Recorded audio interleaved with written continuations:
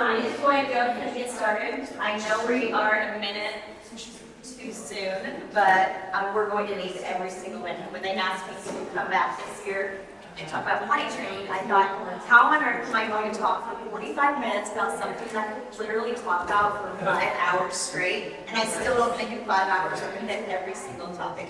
So today we're going to talk about how to potty train an autistic child. So if we have not had the pleasure of crossing paths before, hello, my name is Molly Johnson, and I am an autism consultant. And the way that I came into this role is I was actually a self-contained special education teacher. I taught at a public middle school, a public elementary school, and a private autism program.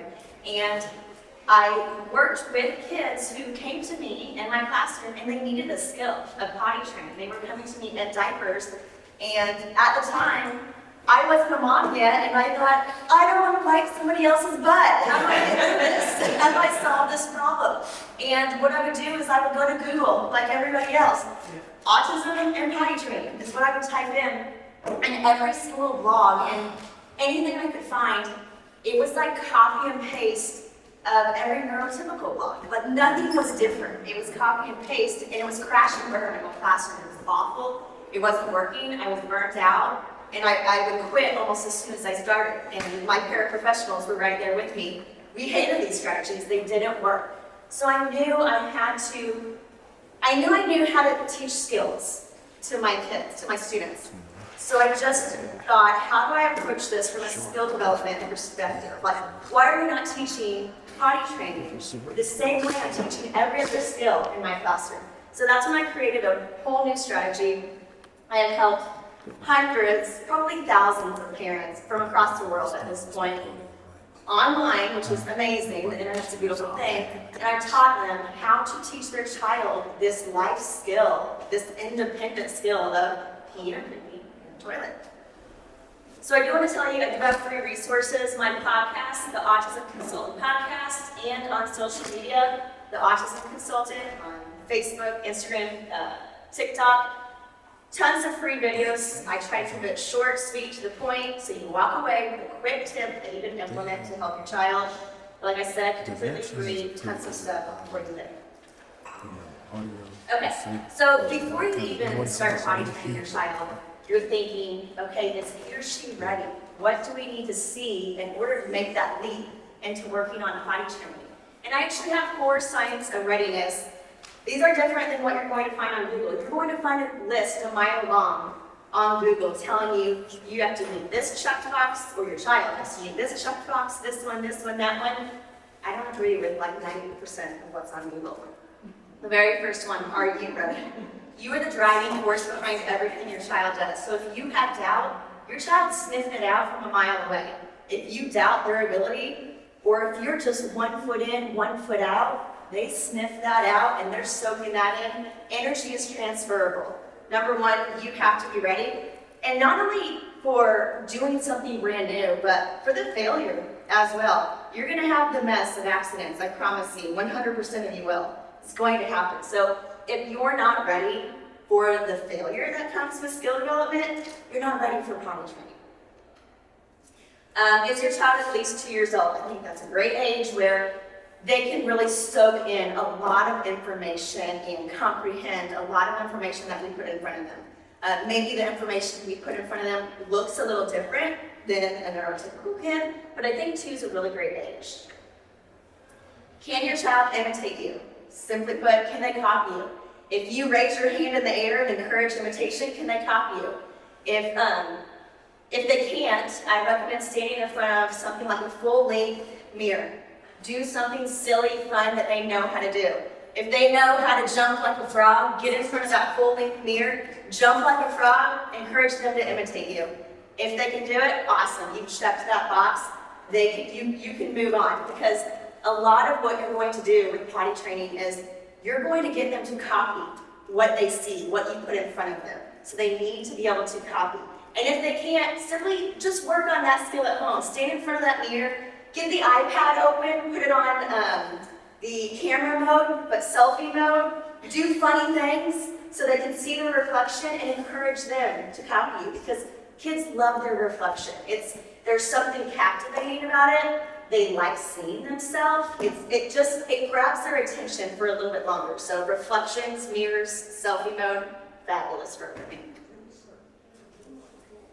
And can your child follow very, very simple one-step directions? Because when you potty train, you are asking for very simple one-step commands, one-step directions for your child to follow.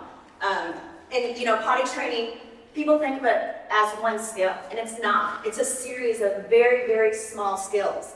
Feeling the need to go, knowing I need to transition away from something, knowing I need to go into a different room, pulling my pants down, pulling my underwear down, sitting down, relaxing my muscles. It is a series of one-step directions that your child has to follow. So if they can't follow one very simple direction, doesn't even have to be related to potty training, they're not ready to move on. So that's what you need to work on first.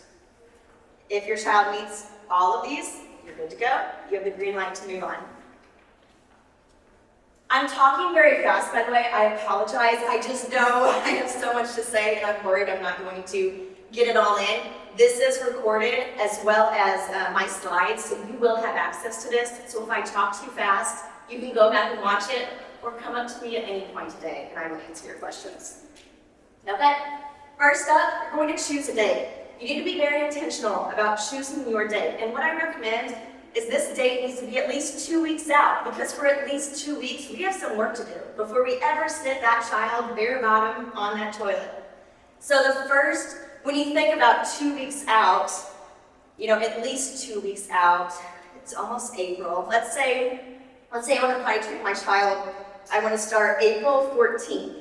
I need to know the first 2 to 3 days, starting on April 14th, we need to spend as much time at home. So I'm thinking about my family schedule. Okay, when do we spend the most amount of time at home? Probably the weekends, Saturday and Sunday. I can pretty much manipulate my schedule enough to make some changes and stay at home as much as possible. 3-day weekends, fabulous. That gives you 1 extra day. You have those 3 days at home. Do you have to have a school break? No. But only if your school team or your daycare team or your therapy team is on board with helping you. Because your child's not going to be potty trained in 2 to 3 days. They're going to have to leave your house after 2 to 3 days, and if those people aren't on board, this isn't your time to start. If they're not on board, you're going to have to wait for a school break. Spring break, summer break, winter break. Because what we do at home, if it's not done at school too, we're going to make progress, but it's going to be really, really slow. Because they spend a good chunk of their day with those other people at school. Talk to your teachers, talk to your therapists. See if they're willing to help you out. 99% of them are. I work with a lot of families. And I could probably tell you on one handful of situations where the school team says, no, absolutely not, we're not doing that. Most of your teachers, they want your kids out of diapers because they're sick of wiping butts too. So yes, communicate with your team, but just remember at least 2 weeks out because we have some work to do. During this 2 week, again, I'm going to use April 14th as my example. So from now until April 14th, exposure is your number one priority during this time. The more they see it, the more they digest it. The more they see it, the more we're normalizing it. It's not so foreign once we do ask them to sit on the toilet. They've seen it so many times that they think, maybe I can try it. It's like if you told me to go change the oil on your car right now, I couldn't even make the first step. I couldn't even make the first move. I have no idea what to do. But if you took 2 weeks to expose me to even just opening the hood of the car and looking at it and touching things, 2 weeks where you put zero pressure on me to touch the car, but you put all the information in front of me, let me see it over and over and over and over. After that 2 weeks, and if you ask me then to change the oil on the car, I might not be able to change the oil on the car, but I can probably open the hood of the car, which is a lot better than the first time you asked me when I had no knowledge of it. So ways to expose, super easy. Picture books are fabulous. I love books that are interactive. These have buttons that make noises. This one has flaps where you can open it and see the poop. I say pee and poop a lot, so I hope nobody's offended. What I look for is it interactive? Does it show a real life toilet? I don't want to see the plastic floor potties. That's not the goal. The goal is not to have a plastic floor potty sitting in the living room that this child pees and poops on. I want the real toilet, and I want them to see it as much as possible. Also, what I'm looking for, favorite characters. Can I find any potty books about favorite characters? Easy way to expose. Play. Kids learn through play. What does my kid love? Daniel Tiger. Does my kid love dolls? Can I sit this over the toilet, pour water bottle behind it to pee? Can I take chocolate chips, drop it in the toilet behind this stuffed animal or toy sitting on the toilet? Pressure is low. Yes? Can I ask you a question about like, autism is a level of anxiety, and so overexposure can force the child to worry about it and internalize that fear and then actually backfire. Do you ever see that happen? Does that happen? I'm just curious. Yeah, so the key here is exposure, but ask for zero engagement during this 2-week period. So I can sit here and I can sit in the bathroom and expose a child, but ask nothing of them. And that's what I want in this 2 weeks. I'm not asking, it's done a pop quiz. We don't go in the bathroom to say, okay, come with mom, mom's gonna go potty. What is mom doing now? Let's run a pop quiz. I want zero engagement from them, or not zero engagement, because I do want them paying attention, but zero pressure on the child to perform anything. I'm telling you all of these examples, doesn't mean I want you to go out and do every single one. You'll probably overwhelm them, like you said. So you'll need to find what type of exposure your child responds best to. YouTube. A lot of kids love YouTube. There are so many different episodes of like Daniel Tiger or other cartoons where a character is using the toilet. Expose your child to this during the 2-week wait. Interactive social stories. Social stories are a great tool to prepare the child for a new experience they're going to eventually have to engage in. But again, no pressure to actually sit that bare butt on that toilet and do anything brand new. Exposure is so incredibly important. Like I said, no pop quiz and repetition builds new connections. That's what we're doing. We're helping them build these new connections in their brain. And they're not going to build a new connection if we only expose them to maybe one model a day. No, kids do learn through model and imitation, but it's going to be model, imitation. So if you think you're showing all these models in the 2 weeks, you're taking your child with you into the bathroom when you pee and poop, and you think, gosh, I feel like I'm overdoing it, I'm showing them too much. You can't overdo the model as long as you put no pressure on them to do anything brand new. Okay. During this 2-week wait, you're going to learn your child's pattern of behavior. Every child has a pattern of behavior when they pee and poop. Your child's current pattern of behavior, they're probably wearing a pull-up diaper. I'm just going to say diaper from here on out. They might wiggle around and cross their legs, and then they go. That's their pattern. They feel it, they cross their legs, they go.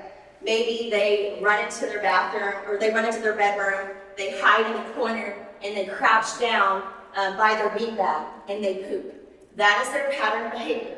You need to know that, because all potty training is teaching a new pattern of behavior. But if you don't know their current pattern, it's very, very hard to move forward with that. Yes? I have a question. So my son right now, because in the middle of potty training, I don't really push it. So I can tell when he has to go poop, but he holds it, and I say, let's go sit on the potty. I can tell you to go poop. He's like, no. So I don't traumatize him, and he'll tell me afterwards. And then we go through the routine with the poop in the potty, and then he sits, and of course he's already gone, but wash hands with everything. So what's the next step, or just keep doing it? Yeah, and Jessica, right, you kind of had this question earlier when we connected. So you know the current pattern of behavior, great. He can feel the sensations, and he can communicate about it afterwards. Great skills to have. And so that's one of these situations where I would think about 2 things. Number one, privacy matters. It's not uncommon for kids to recognize that this is a private moment when we pee and poop. I don't want you guys watching me when I go, so it's not uncommon for a child to think the same thing. So when you see those signs, get him into the bathroom and then you leave, because he's doing it probably on his own privately right now.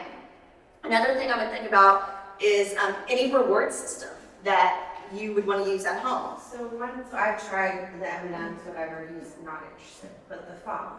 So I have a rule where he can only have phone if he sits in the potty. And I close the door and I just kind of check on her once in a while. Is that?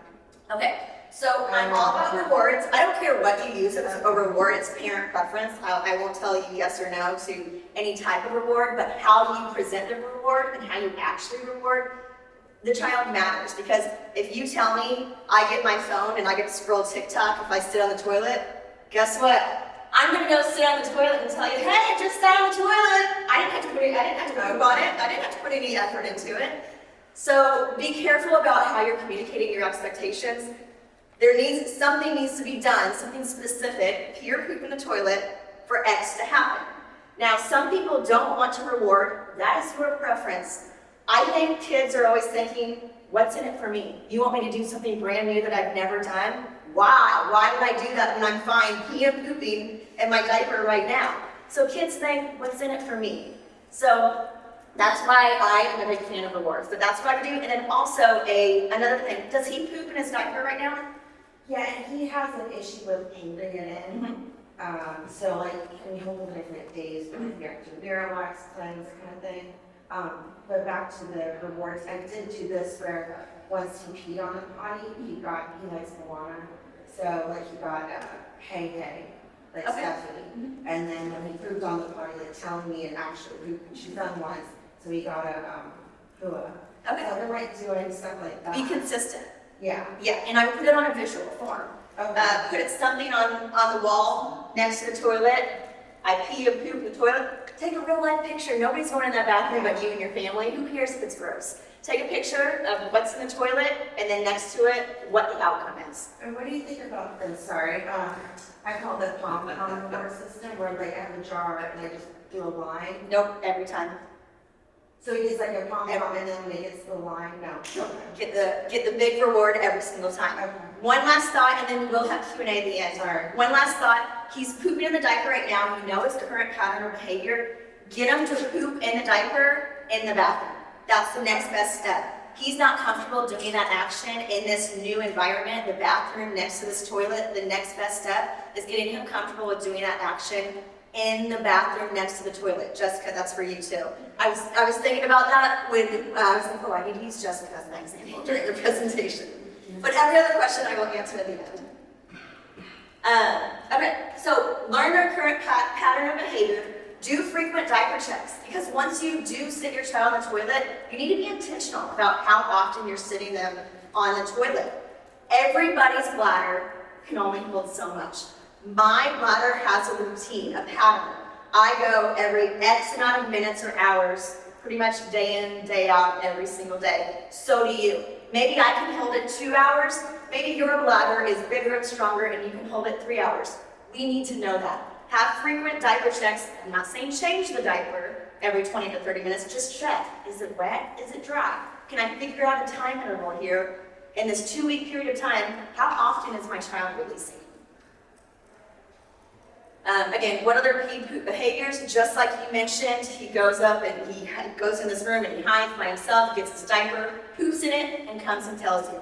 You need to know what those exact behaviors are for when you go into what I call stage 2 potty training, when you sit them on the toilet, but I'll get into that in a few slides.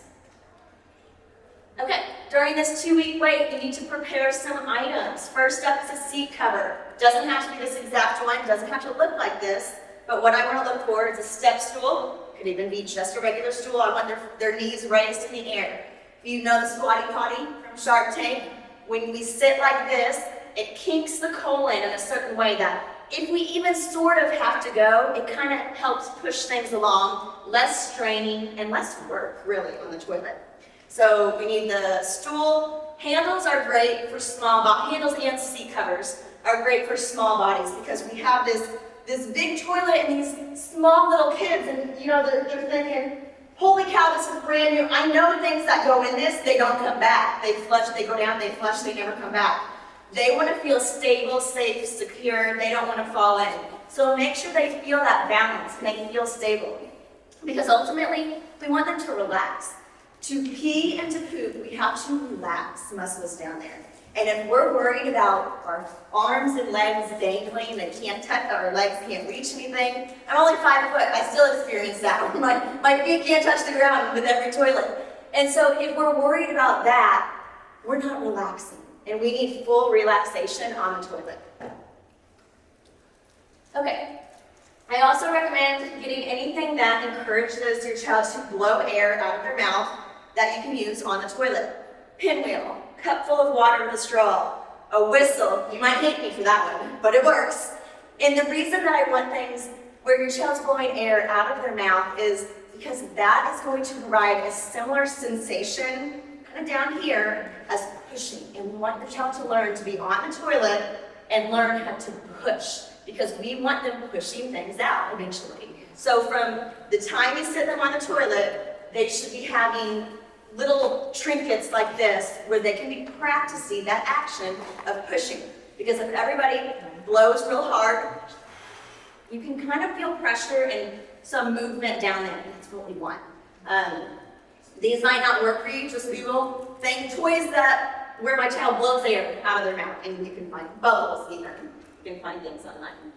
Okay, prepare underwear, because once you sit your child on the toilet, April 14th, they're wearing underwear. They're not going in diapers. When they bring you a diaper, you're not putting them in it. My only exception is nap time and bedtime, because I do want you to treat daytime and nighttime separately, like 2 separate skills that we are not tackling at once. When you buy underwear, look for colors that they like, look for patterns and characters that they like, and size up. The reason I say size up is I do not want this to mimic a diaper or pull-up at all. I don't want it to be so tight that it hides the accident. I want them feeling the accident. I want them feeling the discomfort of the accident, because that is going to serve as motivation to choose the toilet next time instead of peeing in my underwear. So I want you to size up for that reason. I also do not like those training underwear that they come with a lot of padding, because that hides the accident. I don't want to hide the accident. When they pee their pants, I want them to know it. When that underwear is a little loose from their body and it's wet, kind of moves around their legs and touches their body a little more, I want them to feel that discomfort. That doesn't feel good. Again, it's going to serve as motivation. Okay, also I recommend preparing visual supports. This is a visual schedule. This is a task analysis. The task analysis takes one skill, one action, and breaks it down step by step. It shows a model. We're supporting executive functioning skills here. This is a great reward system. Look how easy this is. This is not a star chart. This is not a pom-pom box thing. This is so simple. This action happens, this is the outcome. It's the same every time, it's consistent, it's predictable. They know what has to be done to gain X. It's as simple to the point. If it's confusing, we lose them, okay? A visual schedule simply shows when the potty breaks are coming up. It's no surprise. They know it's coming.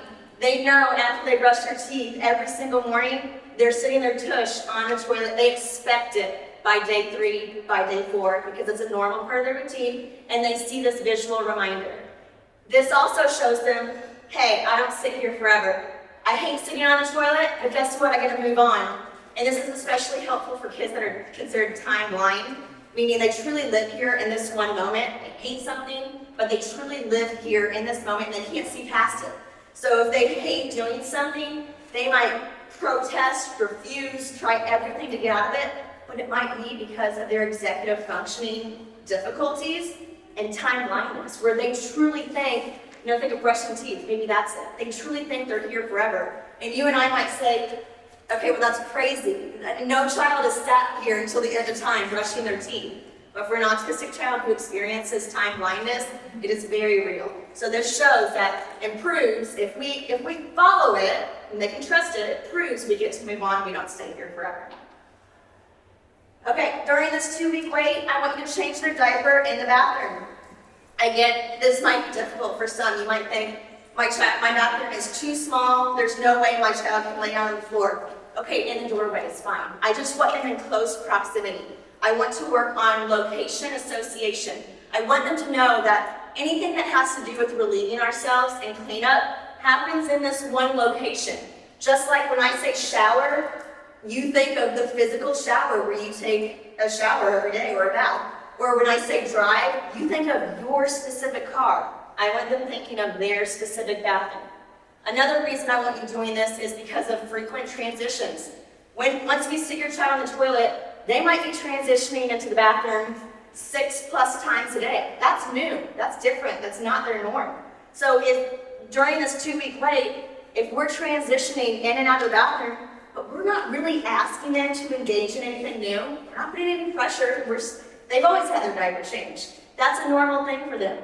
We are teaching them and getting them comfortable with transitioning in and out of this one room several times a day. We're warming them up for when we do sit them on the toilet and they have to constantly walk away from cool things to go sit on the toilet. Okay, so we had the 2-week wait. Now we're on day 1 of potty training where you are sitting your child in the toilet and they are in underwear. They're no longer in diapers during the daytime. They wake up. Day 1, you refer to your visual schedule and point out, we're gonna go to the bathroom. You're pointing, mom's gonna take you to the bathroom. They sit on the toilet and you immediately put underwear on. That's your first 5 minutes of the day on day 1 of the potty training. Super simple. Are they gonna go? No, it's day 1. I don't expect perfection. You know, no IEP goal says, Johnny will blah, blah, blah with 100% accuracy the first time he does it. No, I know the first time he's not going to go. So just know that, keep that in your head. Don't be disappointed. I have one question. Yes. Like, I mean, there's a lot of refusal, okay? So, like, yeah, like the routine makes sense. I mean, this is all, you know, but do you have any, like, perspective on, like, forcing your child to, like, because I mean, our kid's like 6, so like, and he's pretty strong too, so. Do you have any advice on like, you know, you can do all of this, but if they don't want to do it, like if they don't follow your instruction. Well, there's no motivation, it sounds like. We've tried toys, stickers, lollipops, popsicles, everything under the sun, and we've been going through this for 3 years. The refusal is. Over 3 years. It's number 1 and number 2, or Number what? is it PM food, or is it one, the other, or both? Pretty much both. Both. Okay, so what does it look like right now when your child releases himself? I mean, what is it? Like, is he in diapers? Is he in pull-ups? Is he in underwear? Underwear. What do the abstinence look like? Underwear, and when he has to poop, we know, because Yeah, it shows the sign. he shows the signs. Okay, get him in the bathroom every time. When you see the sign, get him in the bathroom. Don't ask him to sit on the toilet. So we get him in the bathroom, but for peas, there's no sign. Okay, so that's so during the 2-week wait, a lot of what I'm doing is we're troubleshooting possible refusals once we do sit them on the toilet. So that's why the 2-week wait is so important. But do you know his time limits? How often is he going? I mean, yeah, we've done, like every 30 minutes for a while, and then. So, but is he actually going? I doubt it's peeing every 30 minutes. No. So the time interval might not match up. If you take me to sit on the toilet right now, I'm not going to pee. And that might look like a refusal. But I don't have to go, I just went. So that makes sense. That needs to be taken into consideration. Do you also use visual schedules during the day? But are you consistent? Because you're not using them now. So I would put every potty break on there. Every time. All day long. And I know in a lot of this, it's like, oh, that's annoying, that's extra work. And it is, but only on the front end. And we are like, what potty training should be, you know, think of like a factory, an assembly line. That machine, it's actually just talking about this the other day, my dad was building an outdoor patio set. He's like, they cut this one wrong. I'm like, it's from Walmart. You know, this is mass produced from a machine. I doubt one of them came out the wrong size and every other one is just fine. It is the same every single time, every step, every single thing. So that's what's really important about potty training, repetition and the consistency. And whether it's you or grandma taking him to the bathroom, it needs to be like a machine where everything is exactly the same. Does that make sense? It does, yeah. Yeah. So I would listen to the whole presentation today, and I would try to figure out his time intervals. I would make visual schedules. It doesn't have to be fancy. Just snap pictures of his day or things, throw it up on the refrigerator, different pictures, and make sure he knows this is the expectation. We are going to sit on the toilet at this time, this time, this time throughout the day, and have a reward system. If a child is continuously not going to the bathroom, after weeks they're not going in the toilet, we haven't found the motivation most likely. Well, there's a lot of things. Number one, it might not be the right timing. I really suspect the motivation is not there. And a lot of times when parents choose rewards, they choose what they think is rewarding. Oh, a gummy bear, a sticker. Well, yeah, that's what we're kind of told is rewarding to kids, but like that specific kid, they might not care about that. So find something that they absolutely love more than life and try to work that into potty training. Blowing things on the toilet, that would help him just get relaxed. Reading the picture books. Take a picture of him on the toilet. If you can get him seated on the toilet, this might be a two-man job. Mom gets him on the toilet, dad's staying back here, snap a picture, and he runs off. Use that picture as your picture on the visual schedule because that shows him, it's a reminder, hey, I've sat there before and I've been okay. Nothing bad happened, I was okay after. And it can be a reminder that I've been successful at something in the past. I've been successful at that. Did he actually go? No, but sometimes just sitting on the toilet is the first successful step forward. Also, every single time you two go to the bathroom, take him. Whether you pee or poop, is it uncomfortable? Yes, nobody wants an audience. Take him with you. And I do recommend boys are seated because that helps with number 2.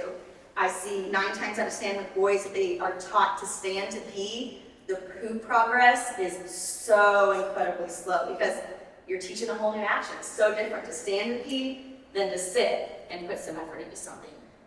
So I hope some tips helped you out, and then I'll continue to have some tips. Yes? Can you speak to different domains or locations? Like our son would go at home, but at school he refused. We held it for 4 hours. And so, I think that's, to maybe speak to that from your perspective, how does this translate to other environments? If they have success in one, how do we get that success in another environment?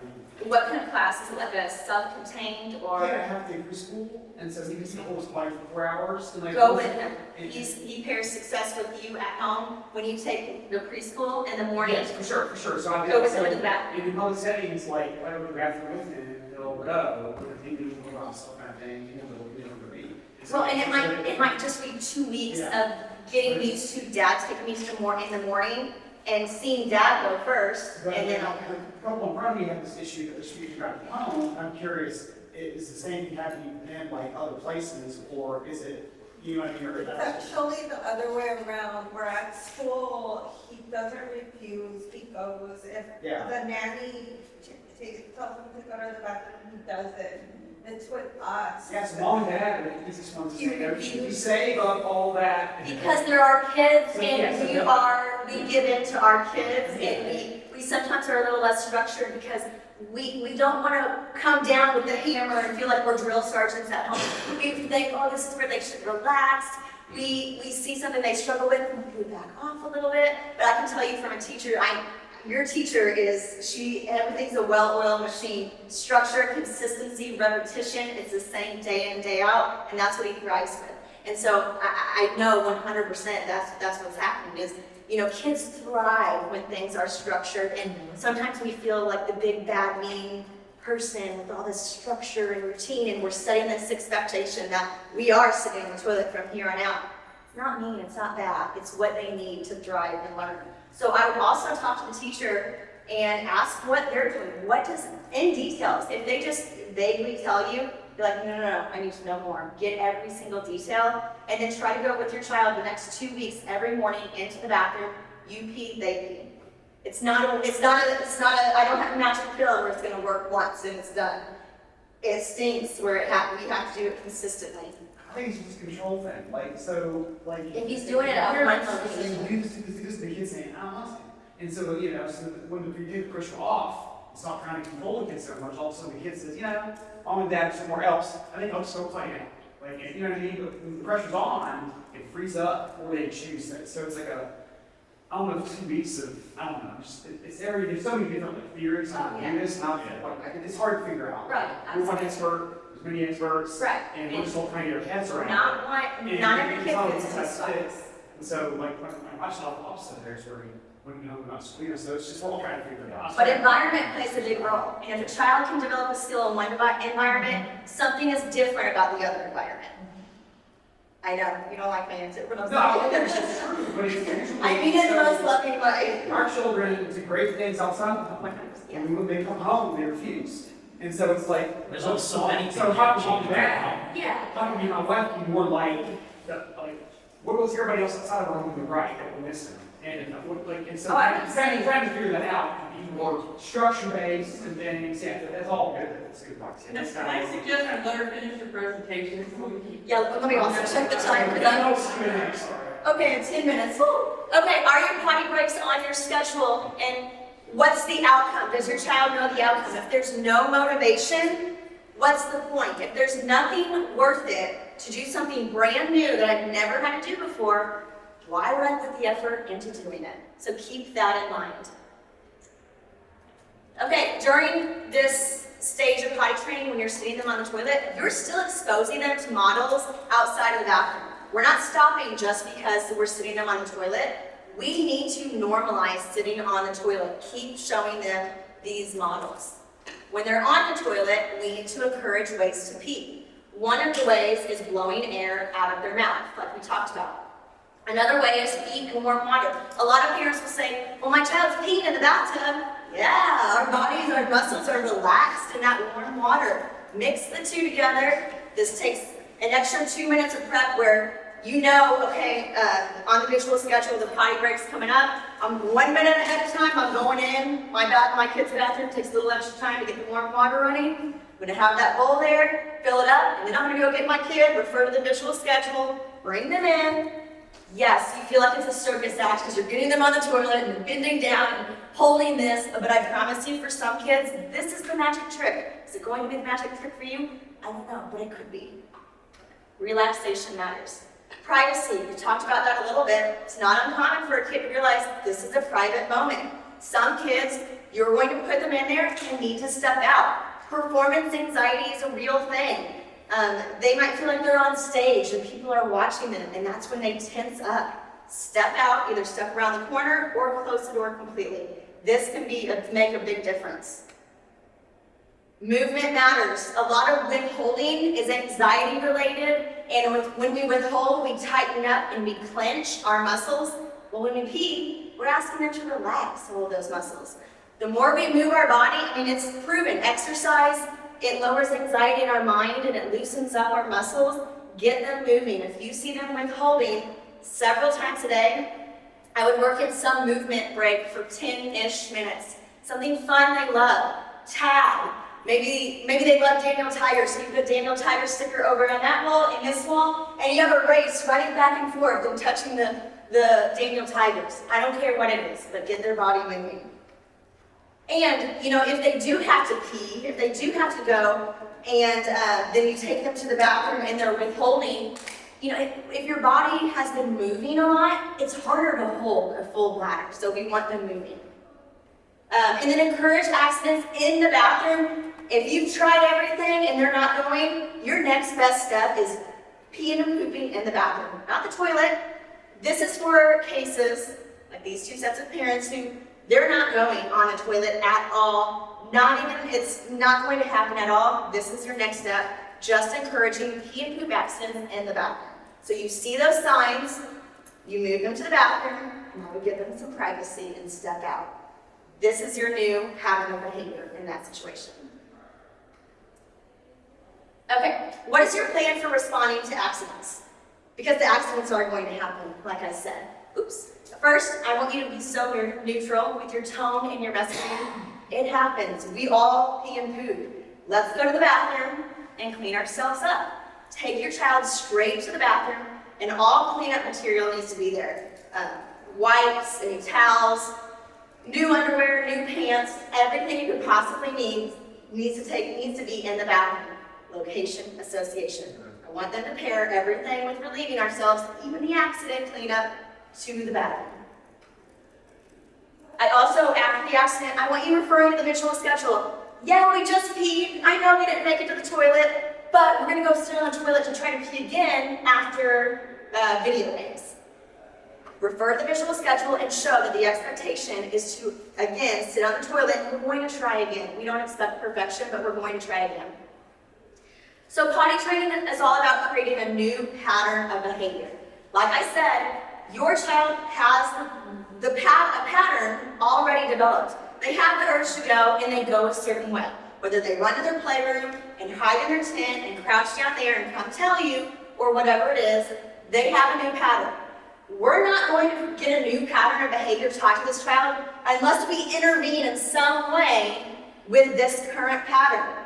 So the intervening takes place right here. After we know they have the urge to pee and poop, and you're thinking, how do we know they have to pee or poop?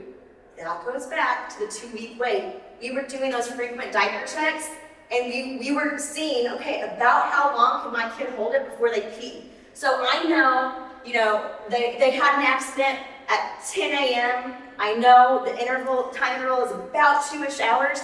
So I know around noon, he's probably going to pee again. So maybe at 11:45, that's when I intervene and I take him or her to the bathroom. We have to make a change if we want to see a different result. We have to intervene with their current pattern. Another way to know, of course, that they have the urge to go is from their behaviors. Some parents are so lucky and those behaviors are so obvious. That is your cue for go time. You take them straight to the bathroom and you're creating a new habit. We want them to pair that full bladder or that bowel movement action going on inside. I want them to pair that with transitioning into this bathroom. Through repetition, we are doing this several times a day for weeks and teaching them this internal feeling, this response, every single time. But if we do not intervene with their current pattern of behavior, there will be no change. Okay, so we're doing 2 things during potty training. So during potty training, I want you to the goal is to have 5 consecutive days of no accidents before moving on to things like working on communication or working on initiation or nighttime or nap time potty training. So during this time where you're sitting your child on the toilet, you are teaching them to follow your lead.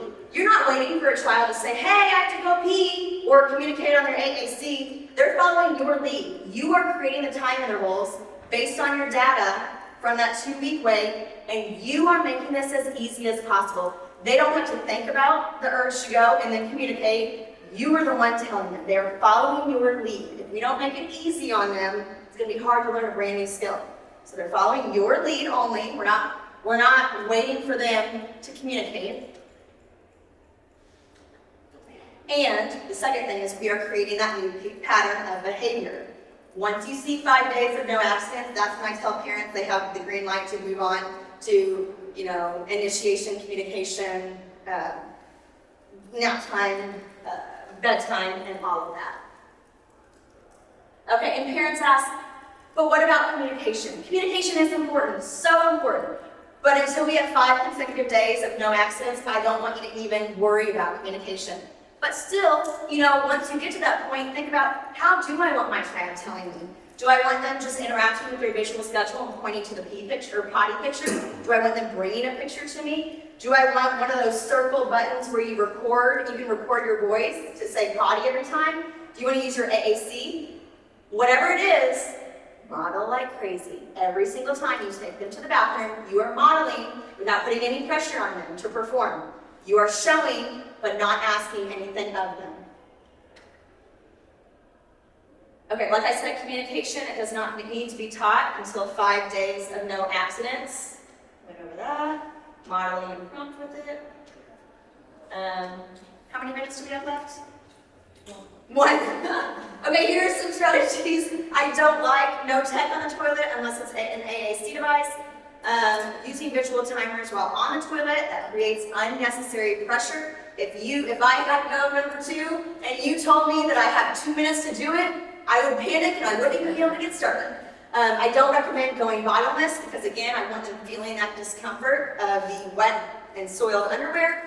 I don't like the plastic floor potties because then parents have to almost re-potty train on the real toilet because the sensations and the experience is totally different, night and day. I don't want you sitting the child on the toilet too often. Those strategies of sit your child on the toilet every 10 minutes. I hate them. Throw them out the window. Nobody pees every 5 to 10 minutes. And we're out of time.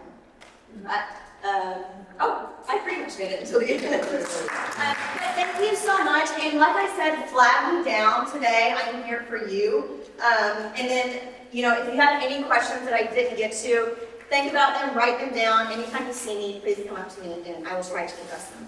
But thank you everyone and enjoy your day. You have really great speakers to learn from. Thank you. Somebody have the Okay, box. yeah, Oh, there it is. Oh, and where's that box of, thank you. You didn't get it. Oh, if you didn't fill out your name and email, you might have not been in here, but I told people that I'm giving away free access to me inside my membership where I help parents potty train their autistic child. I'm going to draw a name out, it should have your name and email, and I will reach out to you probably Monday morning about getting you set up. Completely free in 2 months.